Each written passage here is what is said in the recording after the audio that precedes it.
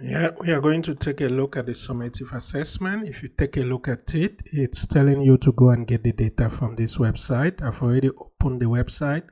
When you are opening it, it's very important you wait for everything to load. If it doesn't load and you try to download the data, you may end up having some problems. So we basically need to go and get the data for the last year. So here it tells you to download it and open the data in Excel. So I will go and get the data. So as I said, make sure it fully loads before you try to download the data. The data will be from labor market statistics. Well, labor market indicators. I'll click on it and I will click on download. I'll wait for a few seconds, download it, then I'll just click there to open it. It has downloaded it in your download folder. You can go there and open it in your Excel.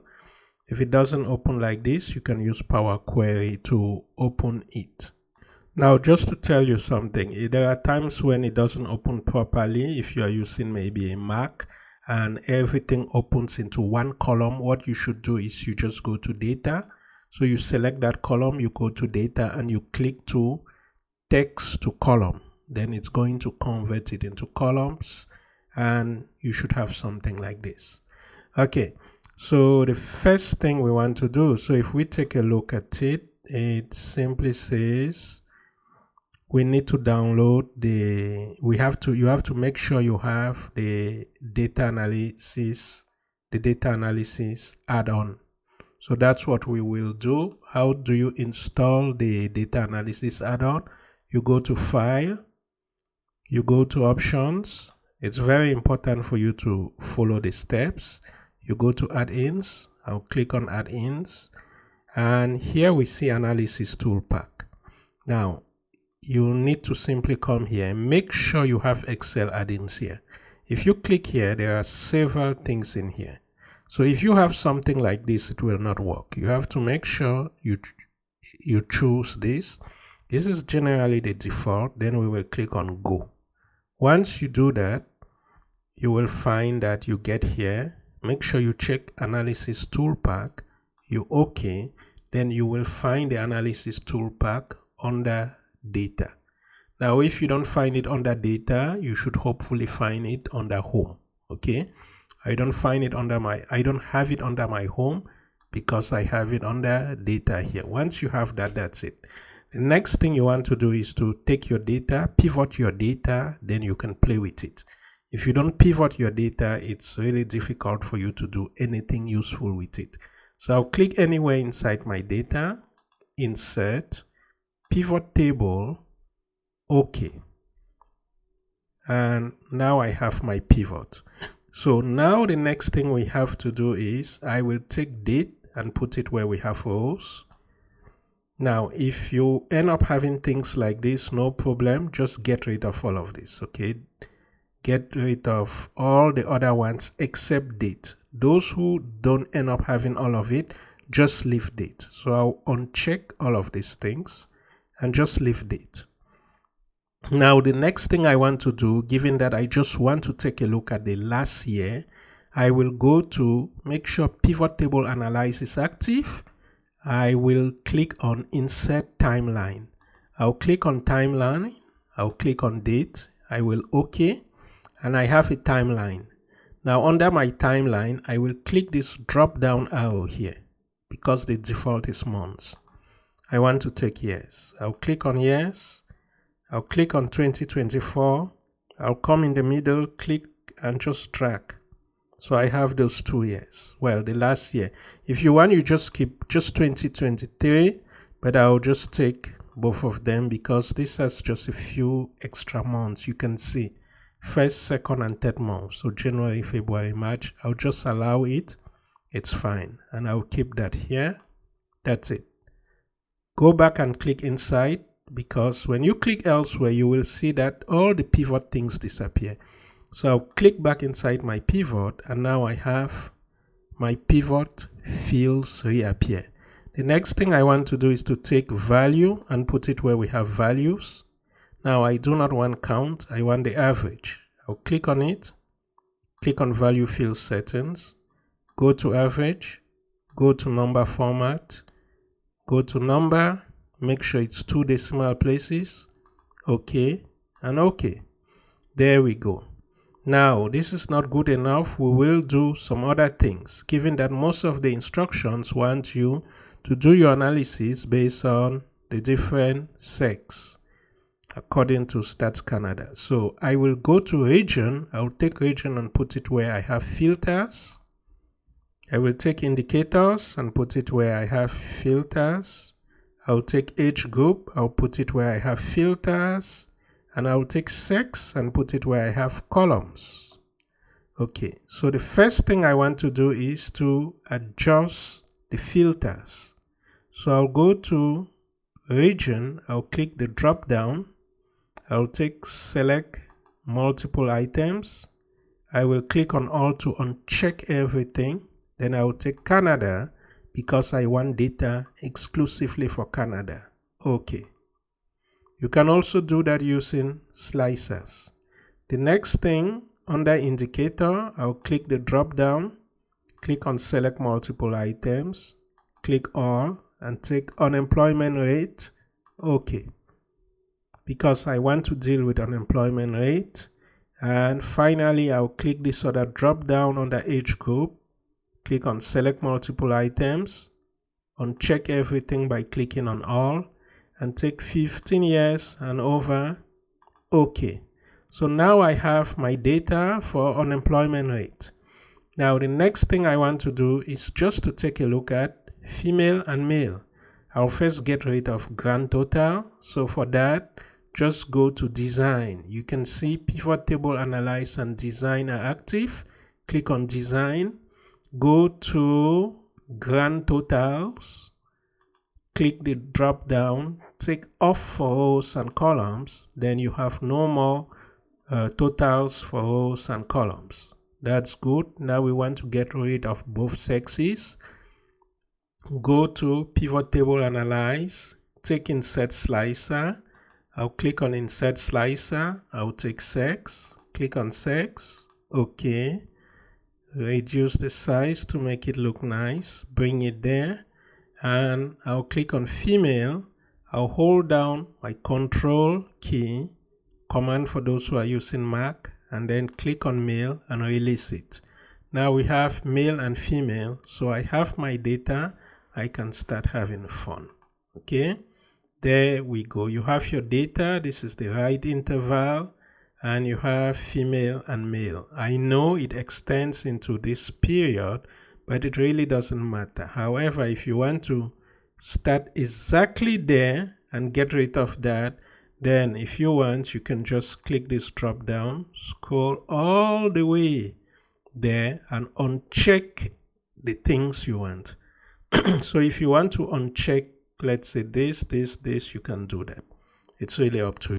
But I will leave it as it is. Now, in order to do our analysis, the best way actually is to copy this, paste it here, and do the analysis. But I'll just leave it, okay? Yeah, I think I will copy and paste it here and do the analysis. So I've selected everything here. I'll do Control C. I'll scroll and I'll come here. I'll just click there and do Control V to paste everything there. Okay, and I'll hit escape so that I don't end up having issues. Hit escape, and here is the data. So I want to do my data analysis on this, well, the descriptive. So what do? I will go to data. Under data, I have my data analysis. I'll click on it. I'll click on descriptive statistics. Okay. Now it wants the range. I'll click here on the upward arrow. I'll select everything. I'll click there. Given that we've selected the labels, we want to make sure we check labels in first row. I want the summary statistic. So now I'll OK.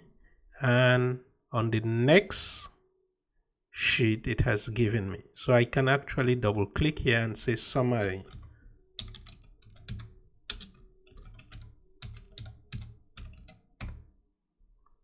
And here I can double click and say pivot so that I don't get confused. So if we come to the summary statistic, if I double click between A and B and double click between B and C, between C and D, then you can really see, okay?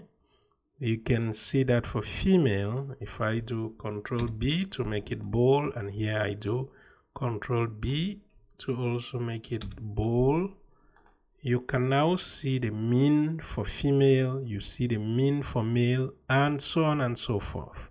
So now you have the summary statistic, which is one of the requirements you have here. Okay, so basically you've generated the summary. So all of this, we've done it. Now let's take a look at visualizations. Okay, you want to play around with the visuals. It says use Excel to create charts. So we will generate a couple of charts. Let's go back to our Excel workbook. I'll go back to pivot and I'll put the charts here. So the first thing to do, let's say I want to generate I'll just select both of these. Okay, go to insert, click there. Actually, you can just click here. Okay, the drop down. We want this chart as the first one. You can see all the charts it's proposing. Okay, you have different charts which are being proposed. So the first one, let's take this one and we say okay. Now I just need to do a bit of adjustments here on these charts. You should put the title and label the axis. I need to get rid of this empty space, so I'll click on the y-axis, right click on it, take format axis, and I want it to start at 4. Okay, I'll actually say 4.5, hit enter, and there we go. So now it looks much better. You can really see how things change, okay, across time. It's true that this looks horrible because we don't have the time. So I'll delete it and I'll come back here. I'm going to use this. I'll leave this as it is because when we copied, we did not copy the date. So I'll come here and I'll just select that. I'll go, this is your pivot, so you need to use pivot table analyze. Go to pivot chart, click on line and okay. So here you have your pivot chart. Basically, you have the things you need here. I'll put this under and I'll get rid of that. So I'll click there, right click, format axis. I'll take 4.5, hit enter, and I want to put this under. So just click anywhere on the chart, go to design, go to add chart elements, legend, put the legend at the bottom and maybe slightly increase it. And now you also need to put the title and whatever you need. Okay, just make sure your chart can be read. Do not compress it, make sure it looks nice. That's the first thing you have to do. That is done for that chart. So yeah, I'll leave it there. The next chart we want, let's click there again, go to pivot table analyze, pivot chart. This time we want a column chart. Okay, column chart, bar chart is the same nonsense. I'll click OK and that's it. I'll put this at the bottom, go to design, add chart element, legend, put it at the bottom, and you can increase it so that it looks a bit nice. And if you want to get rid of all of these things, you see all of these things, they take space. If you don't want them, then you just go to pivot chart analyze and you click on fill buttons. If you click on fill buttons, you just take hide all, it's going to get rid of them. Then you have a chart without that. Let's come to this other chart that we first did it. You go to fill buttons, you take hide all, and you have a chart without any of those things. Okay, so that is basically it for those two charts. So if we take a look at the instructions here, what do we have? Line histogram. Okay, we have line bar chart, which is also column chart. Now we need to put a histogram. Okay, let's go and see how we do with the histogram. The histogram, if you try to do it from a pivot table, it does not work. Okay, pivot chart, let's see. If you try histogram, you see you cannot do it from there, even the box and whiskers. So you just come here. Now, what is that? The histogram gives you the distribution of this. Is it normally distributed? What type of distribution does it look like? So I'll take male and female. I'll just select both of them. I'll go to insert. Given that this is no more your pivot table, I'll click here and I will take all charts. I'll take box and whiskers. Okay, and here we go. I'll move it there. I'll get rid of this empty space. Click there, right click, format axis, change that to 4.5. 4.5, hit enter on your keyboard. Here I'll make this 6.55. So this I'll do 6.55, hit enter on the keyboard, and I want to put the numbers in it. So how do we do that? You simply go to add chart elements. I'll click the drop down, add labels. Where do we want the labels? So I'm going to put it at the top. Yes, okay. Now you don't see this clearly, so you should change the color. Okay, so I'll click in that box. So this box has been selected. I'll right click on the box. So do not click on the letters, the empty space of that box. This is the fill. I'll click the drop and I'll take something like this. Okay, so now you can see the letters which are in there. Same thing here, right click, come here. I'll take maybe something like this or that one. Then you can see, okay, or you can move the letters to the left or to the right. It's really up to you. Now there we go. Here you can see the max, minimum, first quartile, third quartile, interquartile range, or your mean, max, mean, and so on. So just take a look how to interpret it. This is your box plot. And one final chart. The final chart, let's click outside. It means you need a histogram for female and histogram for male. You should not combine them. So I'll go to insert, click the drop down and take all charts, histogram. I'll take this one and I'll okay. There we go with histogram for female. So you need to indicate in your title that this is for female. By the way, let me put it here. I don't just want to have this number of bins. I want maybe 6 bins. So for that, you will click there on the axis, right click, format axis, choose the number of bin, the number of bins. I'll say I want 6 and I'll hit enter. So now we have 6 bins. Do the same for male, select it, go to insert, take this to open everything, all charts, histogram, okay, move it there, and right click on the x-axis, format axis, number of bins, make it 6, hit enter, and of course you give the title. This is for male, okay.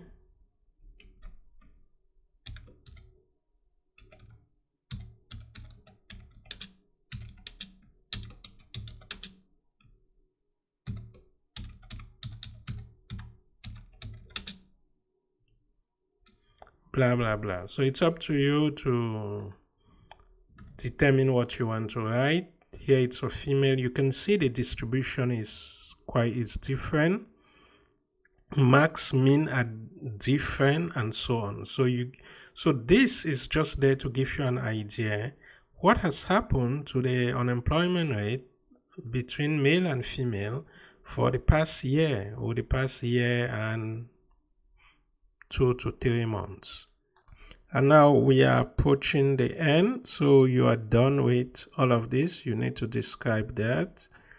And finally, we have the confidence interval and the hypothesis testing. There's no need for me to redo this part because I think it's activity 6 and 7. So just watch the video of activity 6 and 7.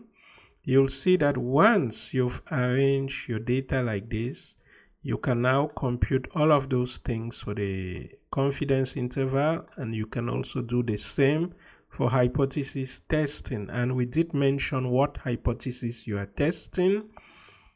Here it says formulate the null and alternative. Let's see. So basically you are testing that, let me check. Yeah, it's stated here that the average male unemployment rate is equal to the average female unemployment rate, and here it's the average female unemployment rate is different. Okay, they are equal or not equal.